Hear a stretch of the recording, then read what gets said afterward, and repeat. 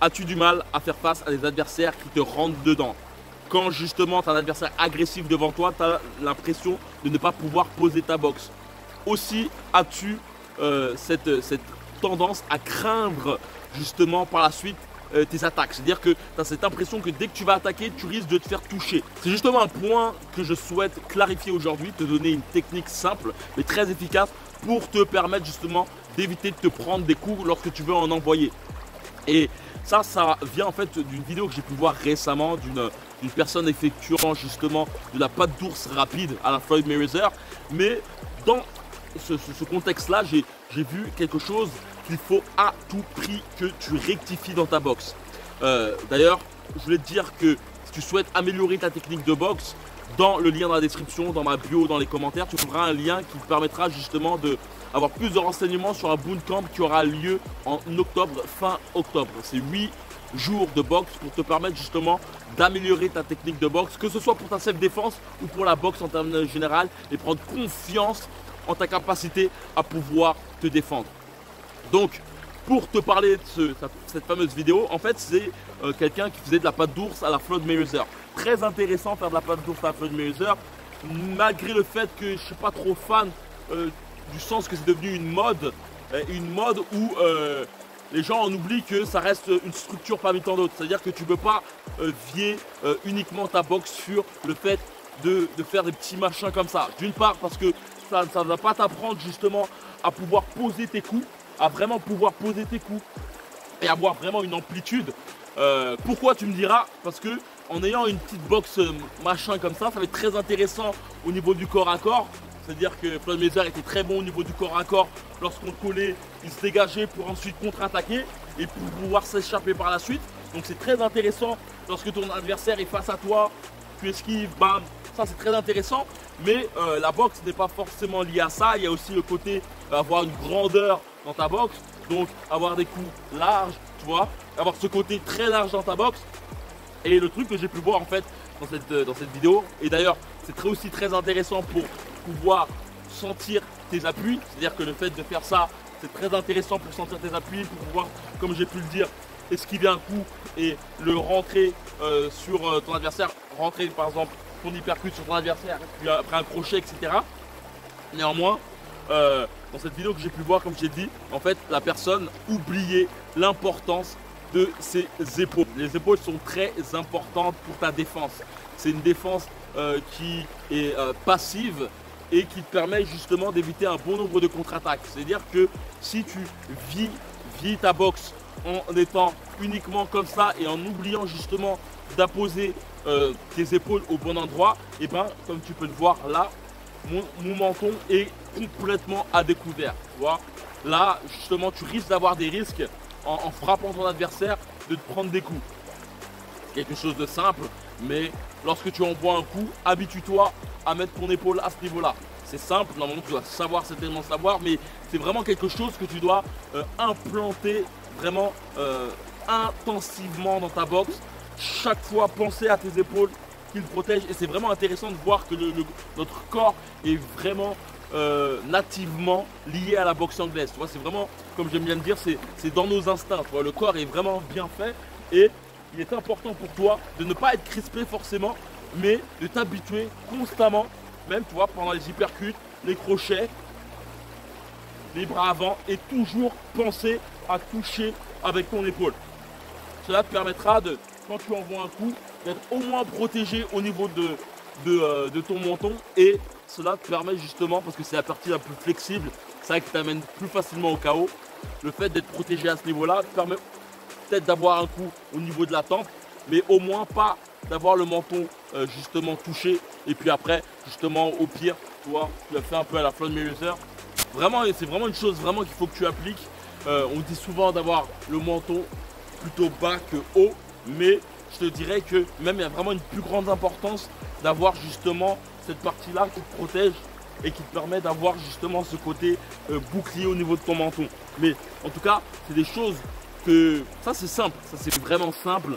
Il y a des choses qui sont encore plus importantes à mettre en tête, comme le fait justement d'être en osmose avec ton adversaire.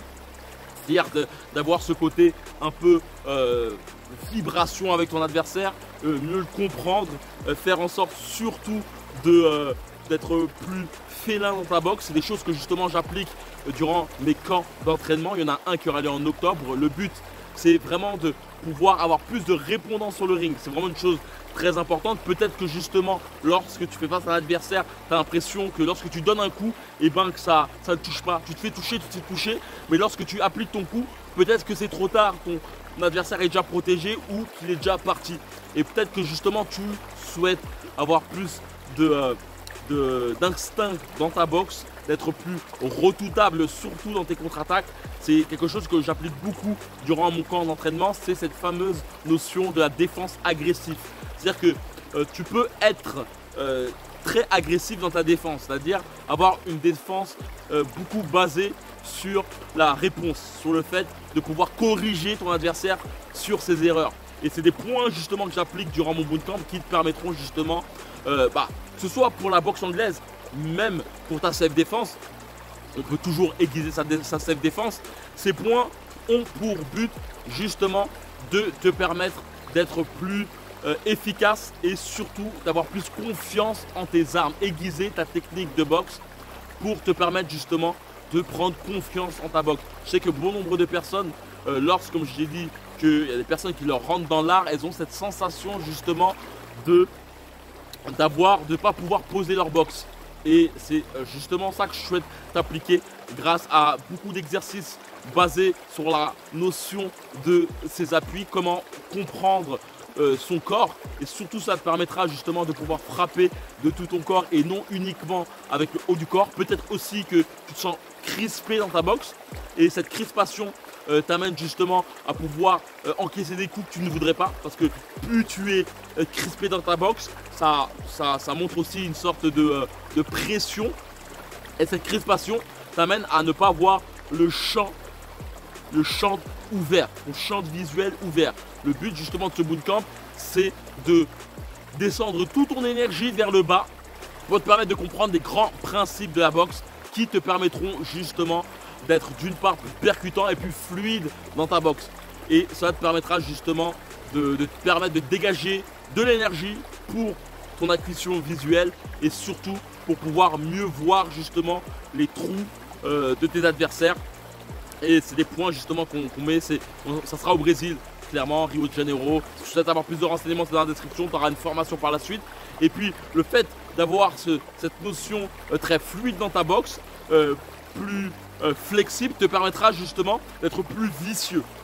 Et c'est des points aussi que je mettrai justement en avant durant ce camp pour te permettre justement d'avoir tous ces petits vices qui te permettront de casser la boxe de ton adversaire physiquement mais aussi psychologiquement. Dans le lien dans la description, tu pourras voir qu'il reste 3 places actuellement et que globalement tu pourras avoir d'une part une formation que tu auras dans ta boîte mail. Donc tu as juste à mettre ton adresse email, tu auras par la suite accès à la page de présentation du camp. Tu verras que l'hébergement, la nourriture et les loisirs sont pris en compte et qu'il y a juste le ticket du bootcamp et le billet d'avion qui est compris dans l'aventure. Par la suite, tu auras juste un appel téléphonique avec moi pour pouvoir qu'on puisse parler ensemble afin que je fasse quelque chose de personnalisé. Tu pourras voir surtout plus d'une vingtaine de témoignages de personnes ayant participé avec camp. Le but aussi, c'est une expérience humaine, de faire voir Rio dans toute sa splendeur, que ce soit le fait de faire justement des sparring et des séances de pas d'ours à la plage, et aussi faire des randonnées durant le temps de pause afin de voir Rio en grand. Voilà, c'est vraiment une expérience qui te permettra de marquer au fer rouge ta technique de boxe, de prendre confiance en ta technique de boxe, mais surtout c'est aussi une expérience humaine et bon nombre justement de personnes qui ont participé à ce camp ont littéralement kiffé cette vibe.